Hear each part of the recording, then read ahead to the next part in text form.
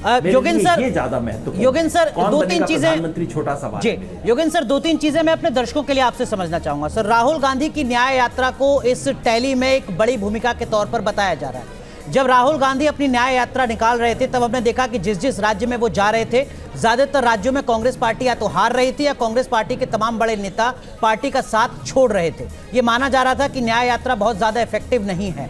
क्या वजह आपको लगती है कि राहुल गांधी की न्याय यात्रा ने वाकई कार्यकर्ताओं में जान फूंकी और उसका असर है कि पार्टी दुगनी टैली पर पहुंच गई है?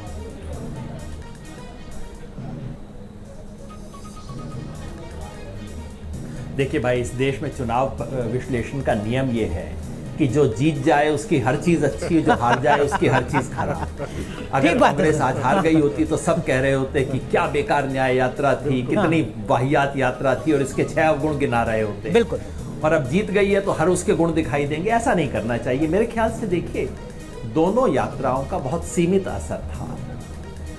जो पहली यात्रा थी उसका ज़्यादा बड़ा असर था। उस यात्रा का असर ये था कि जिस माहौल में कोई सर उठाने की कोशिश नहीं, हिम्मत नहीं कर रहा था, राहुल गांधी ने सर उठाने की हिम्मत की और राहुल गांधी ने कहा कि मैं बीजेपी की पूंछ पकड़ के नहीं चलूँगा, मैं अलग खड़ा हूँगा। इसके लिए मैं राहुल गांधी को क्रेडिट देता हूँ। दूसरी यात्रा में एक बड़ा काम हुआ, बहुत ज़्यादा नहीं हुआ, यात्रा कहीं बेहतर भी हो सकती थी, लेकिन एक बड़ा काम हुआ कि न्याय शब्द को लाया गया। यानी कि कांग्रेस ने अपना जो एक मूल सोशल बेस है, गरीब, दलित, पिछड़ा, वंचित, महिला, युवा, उनको पकड़ा और कांग्रेस ने अपने सोशल बेस को कस के पकड़ लिया।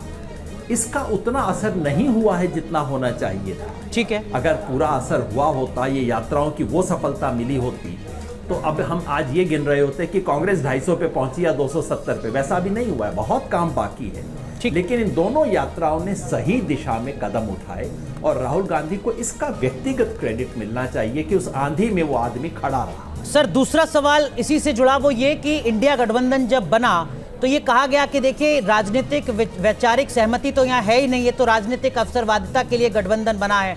हमने देखा कि नीतीश कुमार जो संयोजक थे वो खुद अलग हो गए। हमने देखा कि ममता बनर्जी ने फैसला ले लिया कि हम अकेले चुनाव लड़ेंगे। क्या आपको लगता है कि इंडिया गठबंधन अगर वैसा ही होता जैसा कि नीतीश कुमार के संयोजन में शुरू हुआ था तो ये टैली कुछ और अलग हो सकती थी?